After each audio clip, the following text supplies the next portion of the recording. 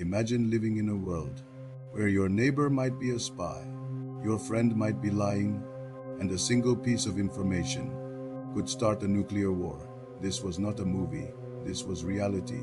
Welcome to the Cold War, a conflict where the deadliest weapons weren't bombs, but secrets.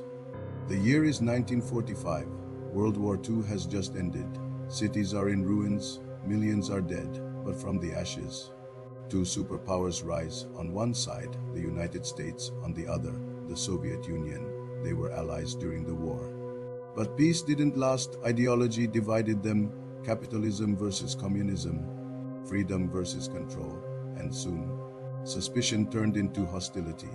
But instead of open warfare, both sides chose something far more dangerous, a silent war, a war fought in shadows. To fight this hidden war, both nations built powerful intelligence networks. The United States created the Central Intelligence Agency. The Soviet Union relied on the feared KGB. Their mission? Steal information, manipulate events, and stay invisible. Spies were trained to disappear into everyday life.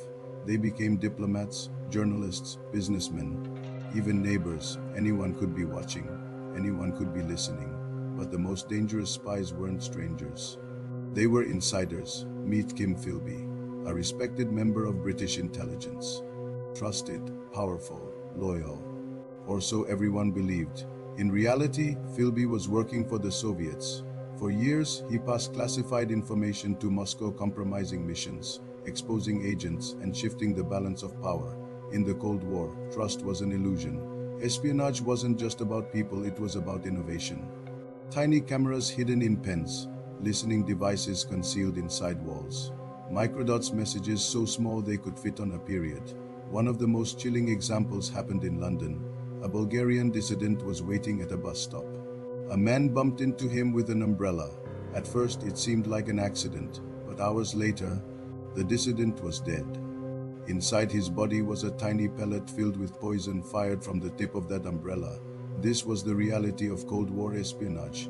Governments encouraged suspicion. Neighbors reported neighbors. Friends questioned friends. The line between truth and paranoia began to blur.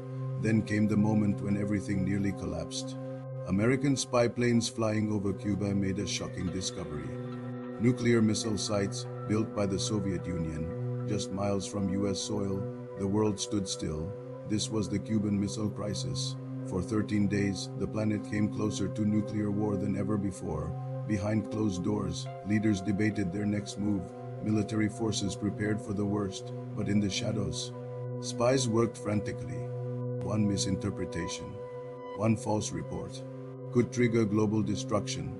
Not all spies were villains. Some risked everything to prevent catastrophe. Informants passed along critical intelligence that helped avoid escalation. Their victories were invisible, because when a spy succeeds, nothing happens. No explosion, no headline, just silence. But the life of a spy came with a heavy price. They lived in constant fear. One mistake could mean capture.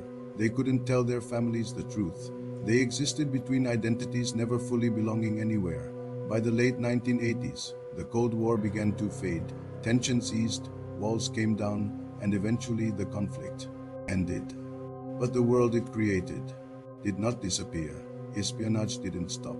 It evolved. The battlefield has changed, but the game remains the same. The Cold War was never just about nations. It was about knowledge, and even now, somewhere in the world, a secret is being sold and a spy is watching.